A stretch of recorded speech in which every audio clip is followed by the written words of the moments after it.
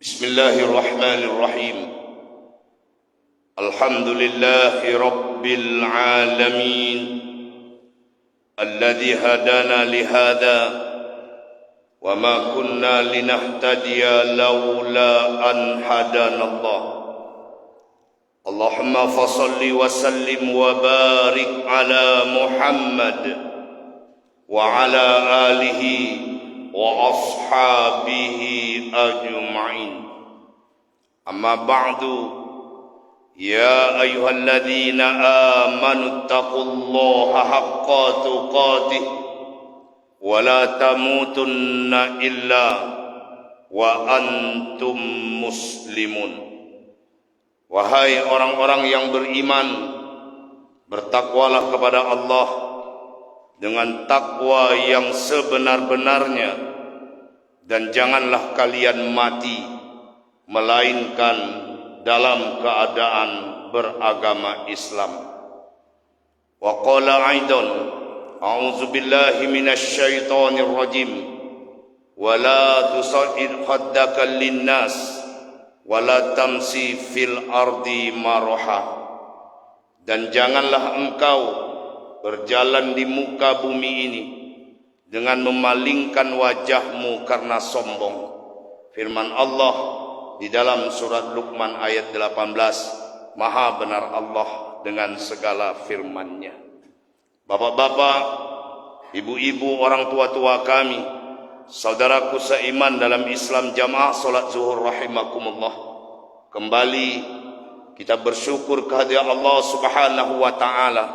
Pada siang hari ini Allah masih menolong kita untuk mampu dan mau melaksanakan solat zuhur secara berjamaah. Tidaklah orang yang menjaga solat zuhurnya, melainkan Allah akan memberkahi rezekinya. Tidaklah orang yang menjaga solat asarnya, melainkan Allah Subhanahu wa ta'ala akan mengangkat penyakit-penyakit yang ada di dalam dirinya. Tidaklah orang yang menjaga solat maghribnya, melainkan di usia senja ia akan disayangi oleh putra-putrinya. Tidaklah orang yang menjaga solat isyanya, melainkan Allah Subhanahu wa ta'ala memerintahkan malaikat untuk menjaga tidurnya. Dan tidaklah orang yang menjaga solat subuhnya, melainkan Allah menjamin kehidupannya. Inilah luar biasanya kita menjaga solat 5 waktu sehari semalam. Karena tidak ada dosa yang paling besar kecuali dosa meninggalkan solat. Karena hari ini banyak orang, Bapak Ibu, alasan tidak bisa memperbaiki diri, dia tidak solat.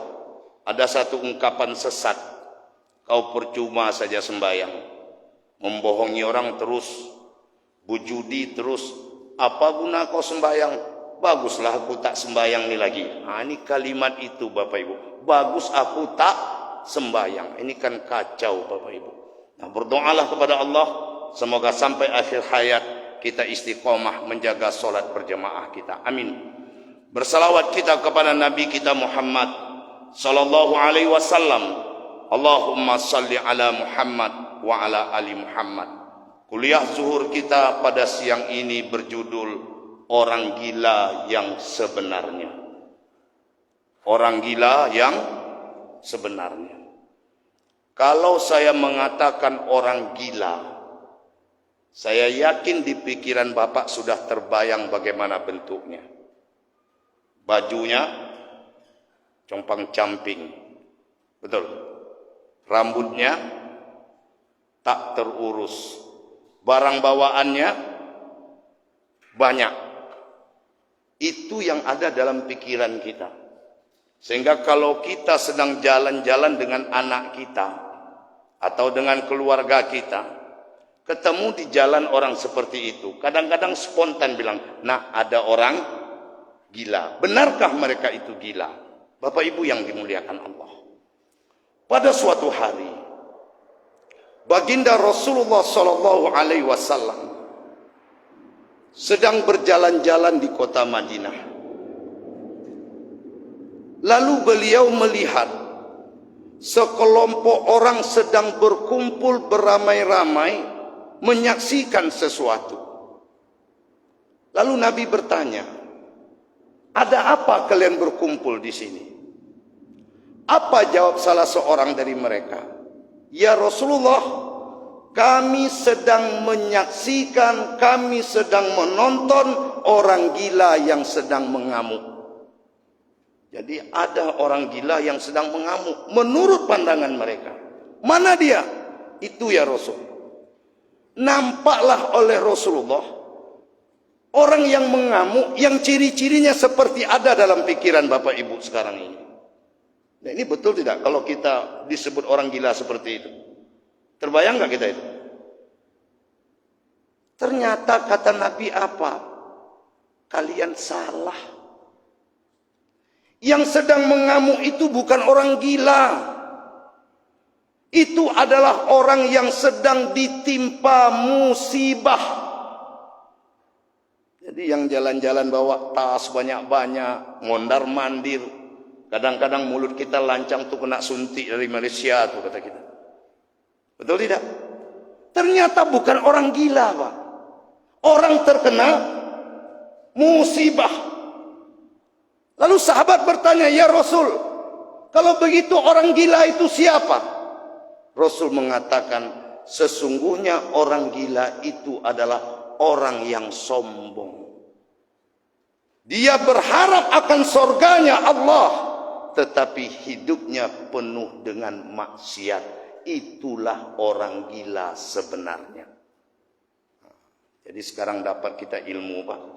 Kalau ada kawan sekantor kita rasa kita sombong, nggak usah marah-marah, Pak. Biarkan saja dia sombong. Kenapa?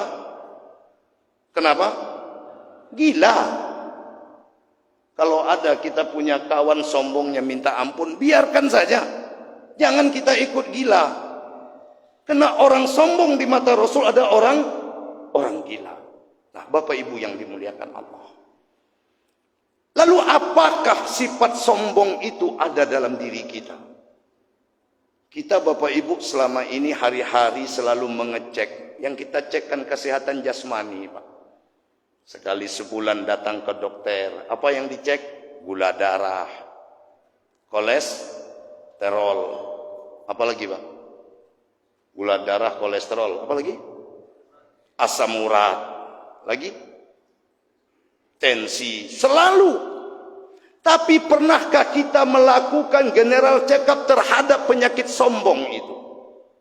Kira-kira saya ini masuk enggak orang yang sombong? Ini perlu kita lakukan. Dan ternyata para ulama kita Bapak Ibu sudah melakukan general check up tentang sombong itu. Apakah kita termasuk orang sombong atau tidak? Mana ciri-cirinya?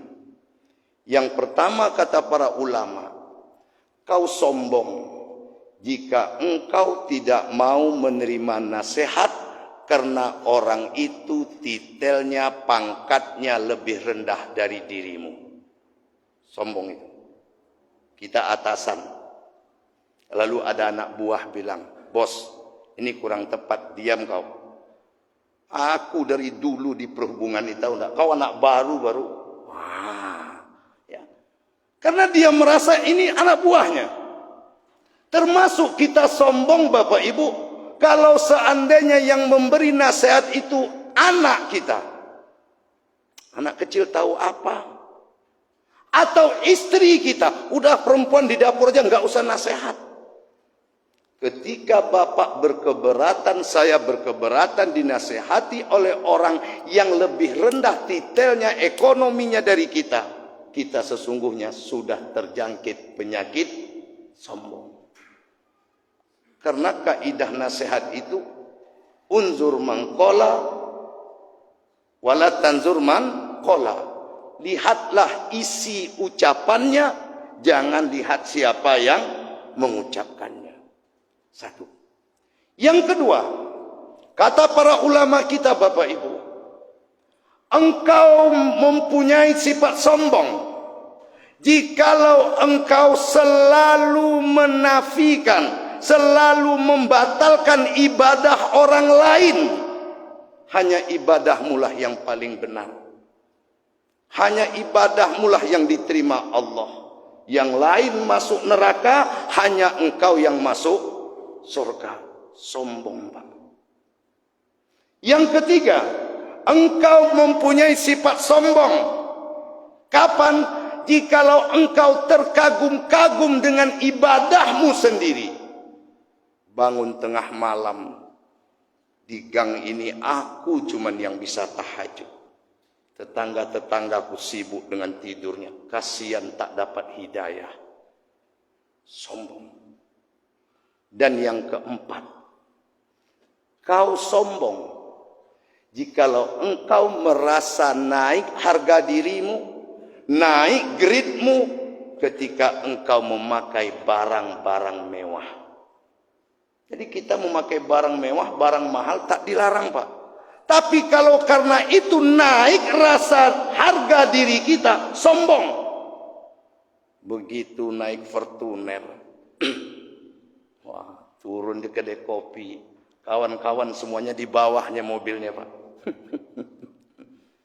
Nah, sombong. Bapak pakai baju harga 1 juta, boleh, Pak. Tapi kalau kena baju Bapak 1 juta, Bapak jadi percaya diri habis, Bapak sombong. Baju 1 juta, duduk sama-sama, dia asyik nengok baju dia, Pak. Tak ada. Kantau. Ini yang mahal. Bapak pakai jam mahal pun, ketika pakai jam itu Bapak naik kepercayaan diri, sombong. Ini yang paling banyak. Nah, Bapak Ibu yang dimuliakan Allah. Kenapa Nabi katakan ini orang gila yang sebenarnya itu? Karena tidak ada dosa, Bapak Ibu yang berbahagia, yang paling berbahaya, dan ini merupakan induk dosa, kecuali dosa yang bernama sombong. Dosa pertama kali yang dilakukan oleh iblis ketika berada di dalam surga. Kata Allah, sujudlah engkau kepada Adam. Dia tak mau sujud. Ditanya, kenapa kau tak mau sujud? Apa jawabnya? Ana khairum minhu. Aku ini lebih baik daripadanya. Jadi merasa diri lebih baik dari orang lain, inilah yang dibenci oleh Allah Subhanahu wa ta'ala. Nah, Pak Ustadz, kalau begitu bagaimana caranya supaya kami yang sholat zuhur di Masjid Ar-Rahman ini tidak terjangkit penyakit sombong? Ada 3 nasihat Sayyidina Ali kepada kita. Apa 3 nasihat itu? Yang pertama, Bapak Ibu, kun, jadilah engkau indallah, di sisi Allah, khairun nas, orang yang paling baik. Jadi biarkan Allah yang menilai kita baik. Tidak usah butuh penilaian orang. Yang kedua, kun indan nafsi syarrun nas, dan jadilah engkau dalam pandangan dirimu, kau orang yang paling buruk, orang yang banyak salah, orang yang banyak kurangnya. Dan kun indan nas rojulan nas, jadilah engkau di hadapan teman-temanmu, kau biasa-biasa saja. Aman, Pak. Jadi kita tengok diri kita jelek, tapi di depan orang kita biasa-biasa saja. Tidak gila hormat, tidak gila Bapak Ibu untuk disanjung-sanjung. Biasa-biasa saja. Kenapa? Karena memang kita bukan luar biasa. Kalau 3 ini kita terapkan, insya Allah kita terhindar dari penyakit sombong. Karena apabila sombong itu ada, walaupun hanya sebesar zarah, tidak akan pernah kita masuk ke dalam surganya Allah. Nah, Bapak Ibu jamaah salat zuhur, yuk mulai hari ini jangan marah kalau punya kawan sombong. Jangan marah kalau punya tetangga sombong. Jangan digosipin melihat orang sombong. Ternyata mereka yang sombong itu adalah orang. Ulangi balik. Ya. Ada kawan yang berbangga-bangga dengan jabatannya, berbangga-bangga dengan kekayaannya, berbangga-bangga dengan anak-anaknya. Biarkan saja Pak, tak usah marah. Mereka orang gila yang sebenarnya. Jadi kalau ada kawan cerita, wah, yo gilo kok mah, ya. Jadi bukan mereka yang berjalan-jalan di jalanan itu, mereka itu adalah orang yang tertimpa musibah. Ini menurut Rasulullah Sallallahu Alaihi Wasallam, dikutip di dalam buku Manajemen Qalbu tentang penyakit-penyakit hati. Semoga jadi pelajaran buat saya dan buat kita semua. Subhanakallahumma Rabbana wa bihamdika asyhadu an la ilaha illa anta wa astaghfiruka wa atubu ilaik. Assalamualaikum warahmatullahi wabarakatuh.